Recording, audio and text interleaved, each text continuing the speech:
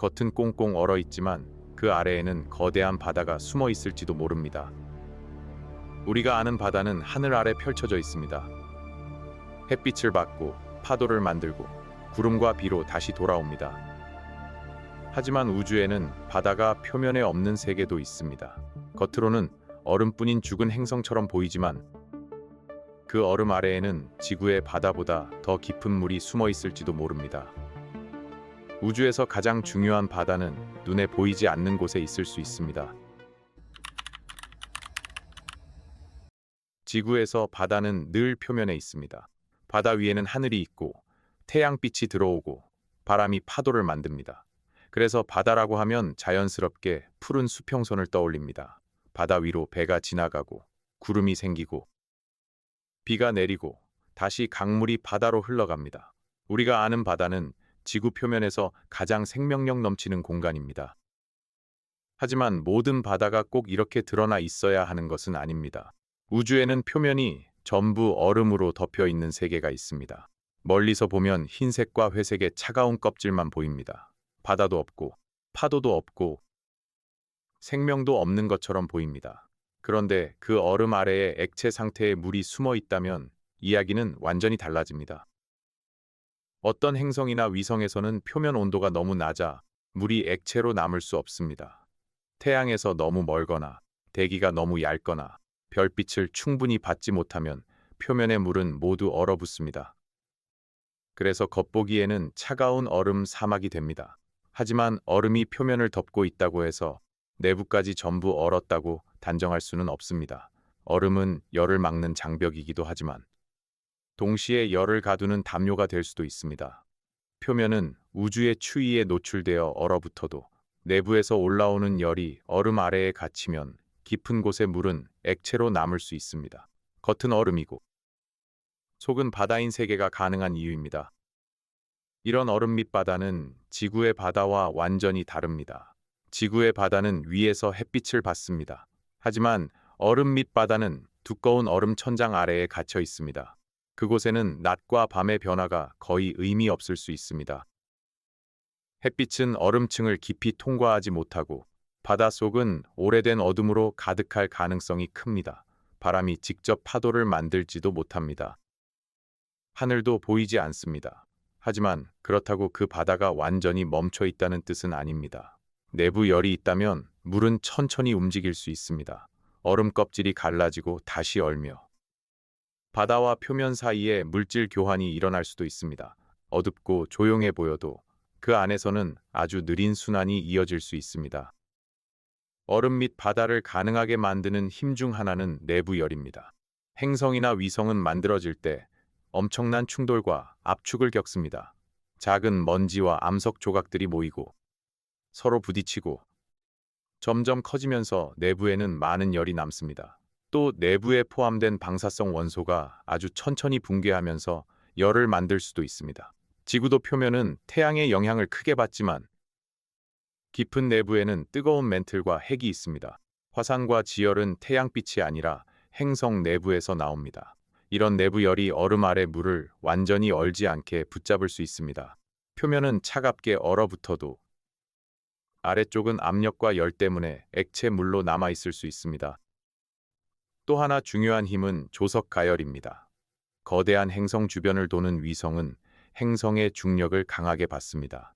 가까운 쪽과 먼 쪽이 받는 중력이 조금 다르고 위성이 완벽한 원이 아니라 약간 찌그러진 궤도를 돌면 그 힘도 계속 변합니다. 그러면 위성 내부가 반복해서 눌리고 당겨집니다. 이 과정에서 마찰과 변형이 생기고 내부가 따뜻해질 수 있습니다.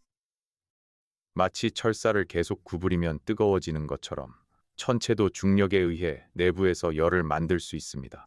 태양에서 멀리 떨어져 있어도 빛이 약해도 주변 거대한 행성의 중력이 내부 바다를 유지하는 에너지원이 될 수 있습니다.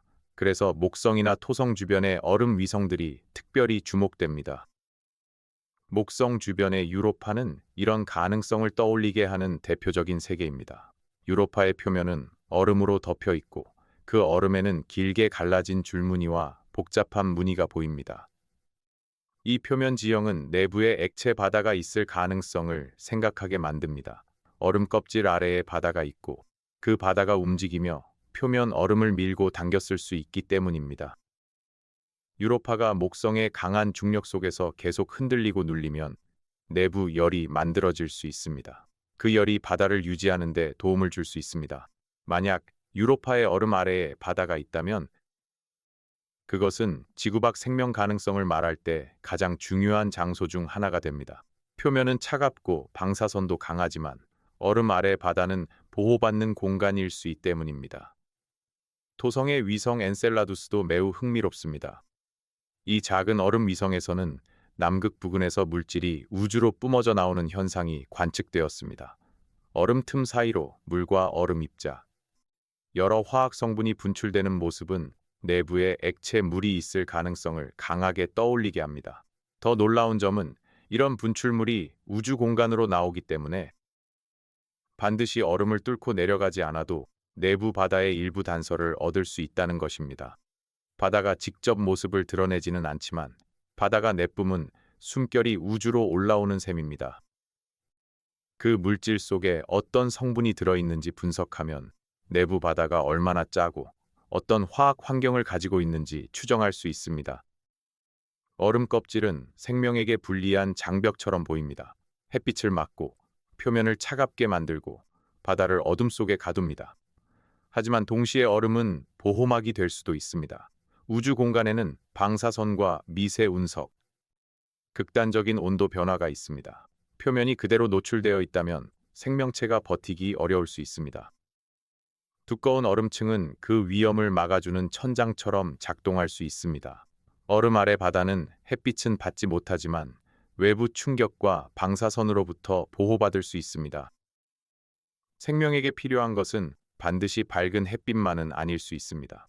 안정적인 물, 에너지, 화학 물질이 있다면 어두운 곳에서도 생명의 가능성은 열릴 수 있습니다. 지구의 깊은 바다는 이 가능성을 떠올리게 합니다. 지구의 심해에는 햇빛이 거의 닿지 않습니다. 그런데도 생명은 존재합니다.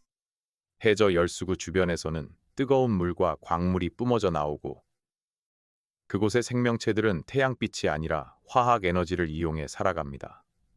지구 표면의 숲과 바다는 햇빛에 의존하지만 심해의 일부 생태계는 전혀 다른 방식으로 유지됩니다. 이것은 얼음 밑 바다에서도 생명을 상상하게 만듭니다.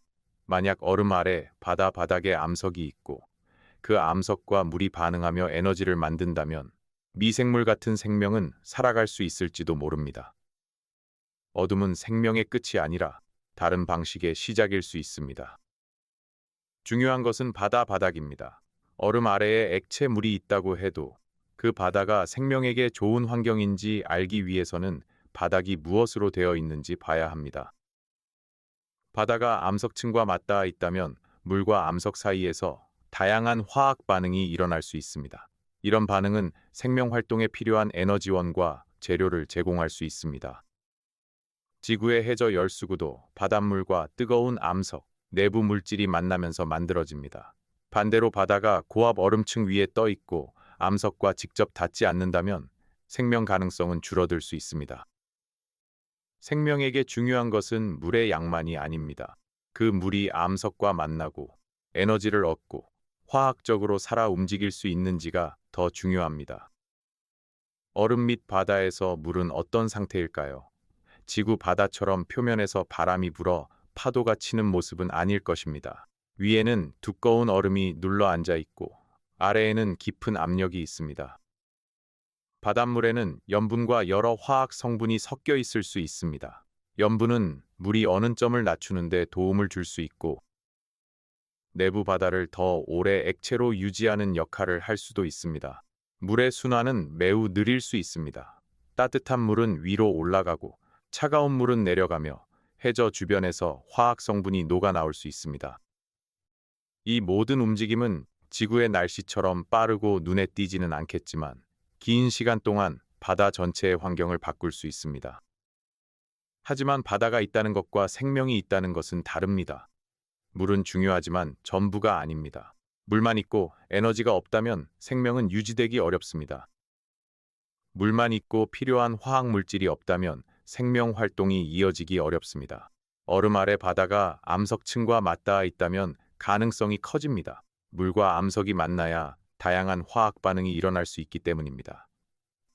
반대로 바다가 고압 얼음층 사이에 갇혀 암석과 접촉하지 못한다면 생명에게 필요한 재료와 에너지가 부족할 수 있습니다. 얼음 밑 바다에서 중요한 것은 물의 존재만이 아니라 바다가 살아있는 화학 환경인지입니다. 바다의 깊이, 염분, 온도, 내부 열, 암석과의 접촉이 모두 중요합니다. 이런 세계는 겉으로 보기 어렵습니다. 표면은 얼음으로 덮여 있고 바다는 수십 킬로미터 아래에 숨어 있을 수 있습니다. 그래서 직접 눈으로 확인하기 어렵습니다.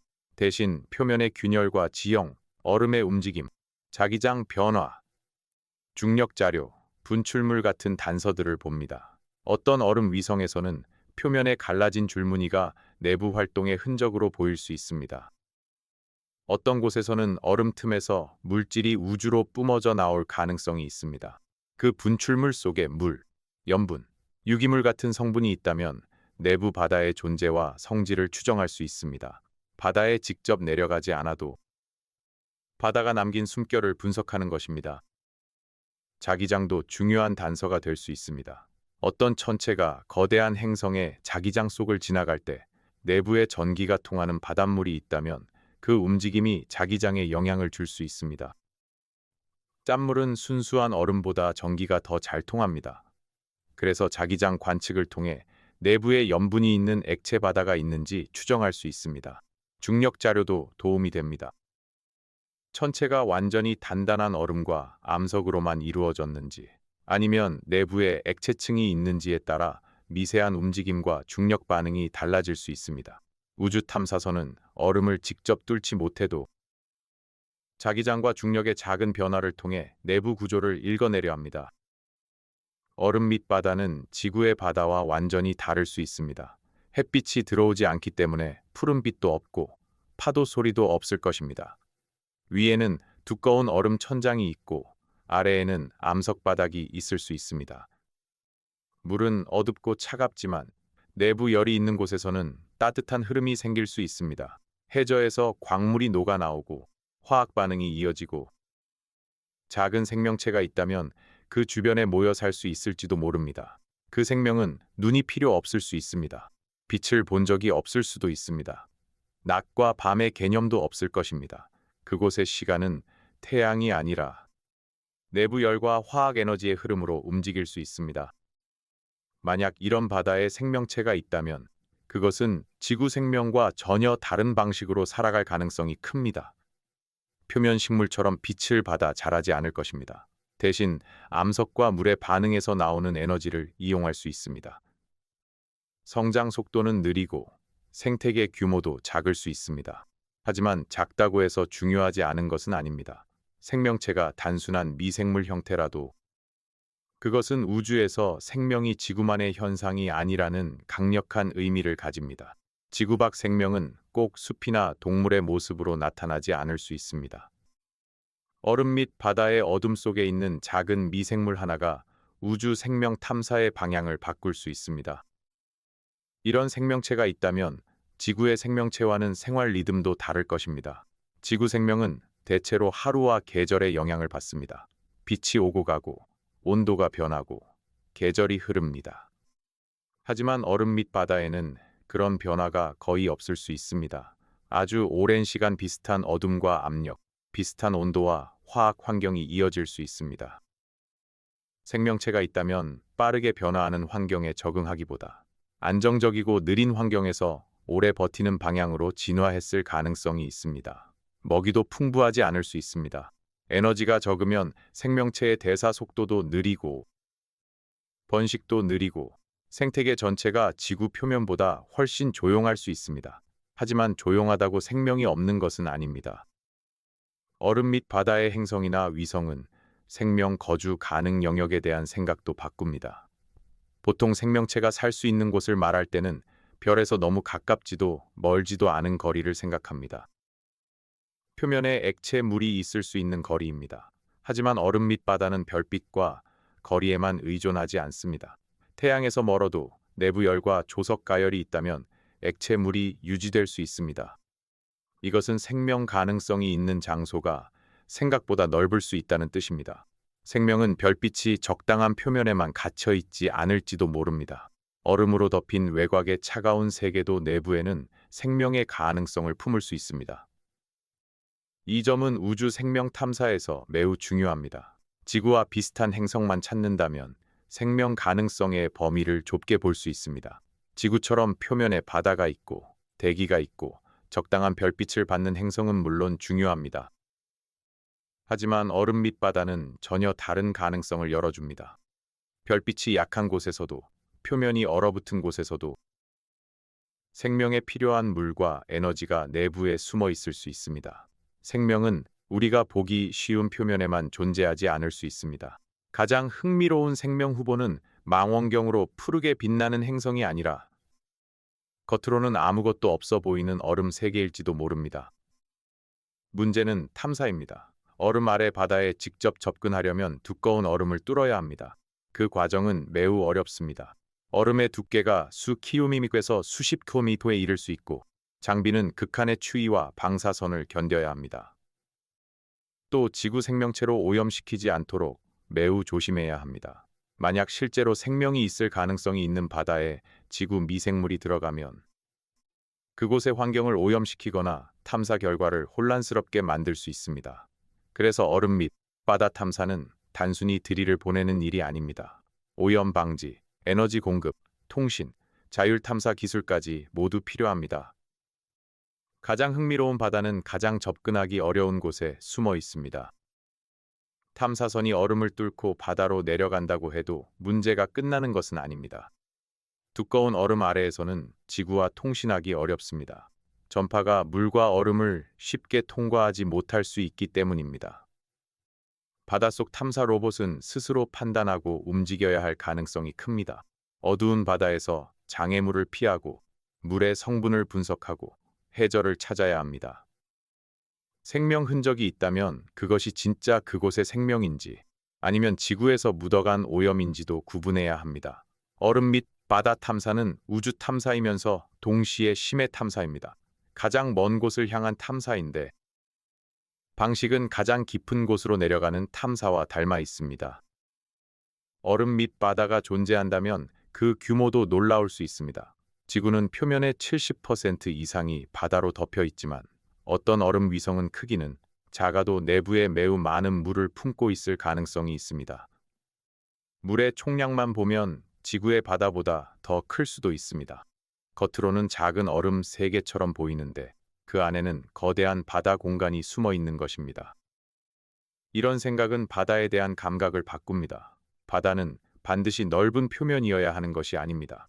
두꺼운 얼음 아래, 어둠 속에 갇힌 수십 킬로미터 깊이의 물도 바다입니다. 그리고 그 바다는 외부와 차단되어 있기 때문에 아주 오랫동안 독립적인 환경을 유지했을 가능성이 있습니다. 그 독립성은 흥미롭고도 중요합니다.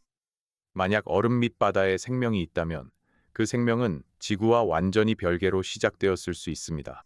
지구 생명과 같은 조상을 공유하지 않는 생명이라면 그것은 생명이 우주에서 한 번만 일어난 기적이 아니라 조건이 맞으면 여러 곳에서 독립적으로 나타날 수 있다는 강력한 증거가 됩니다. 반대로 생명이 없다면 그것도 중요한 답입니다. 물과 에너지가 있어도 생명이 생기지 않았다면 생명 탄생에 필요한 조건이 우리가 생각한 것보다 더 까다롭다는 뜻일 수 있습니다. 그래서 얼음 밑 바다는 생명체를 찾기 위한 장소이면서 생명이 얼마나 쉽게 시작되는지를 묻는 실험장이기도 합니다. 얼음 밑 바다 세계는 상상 속 풍경으로도 매우 낯섭니다. 표면에는 태양빛이 약하게 비치고 차갑고 단단한 얼음이 끝없이 펼쳐져 있습니다. 하늘은 어둡고 바람도 거의 없을 수 있습니다. 하지만 수십 킬로미터 아래에서는 전혀 다른 세계가 존재합니다. 얼음 천장 아래 검은 바다가 있고 그 바다 밑에는 암석 지형이 펼쳐져 있을 수 있습니다. 어딘가에서는 따뜻한 물이 솟아오르고 광물 입자가 흩어지고 화학 반응이 일어납니다. 만약 생명체가 있다면 그 생명은 별빛 한 번 보지 못한 채 그 작은 에너지 흐름에 기대어 살아갈 것입니다. 우주에서 가장 차가운 겉모습 아래 가장 끈질긴 생명의 가능성이 숨어 있을 수 있습니다. 겉은 꽁꽁 얼어 있지만 그 아래에는 거대한 바다가 숨어 있을지도 모릅니다. 얼음 밑 바다 세계는 차가운 표면과 따뜻한 내부가 함께 존재하는 낯선 장소입니다.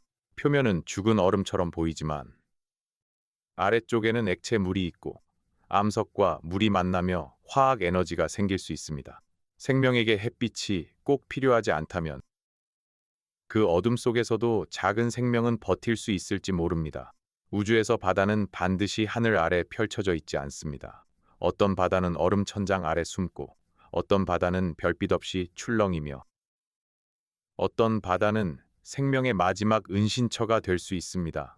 가장 조용한 얼음 밑에서 우주에서 가장 중요한 질문이 기다리고 있을지도 모릅니다. 바다가 전부 얼음 밑에 숨어 있는 행성이 있을까요? 가능성은 충분히 있습니다. 표면이 얼어붙은 세계라도 내부 열과 조석 가열이 있다면 액체 바다가 유지될 수 있습니다. 그 바다가 암석과 만나고 에너지와 화학 물질을 얻는다면 생명 가능성도 완전히 배제할 수 없습니다. 겉으로 보이는 얼음은 끝이 아니라 뚜껑일 수 있습니다. 그 아래에는 빛 없는 바다, 얼음 천장 아래의 깊은 물, 지구와 전혀 다른 방식으로 유지되는 생명의 공간이 있을지도 모릅니다. 우주에서 가장 살아있는 장소는 가장 따뜻한 표면이 아니라 가장 두꺼운 얼음 아래 숨은 어두운 바다일 수 있습니다.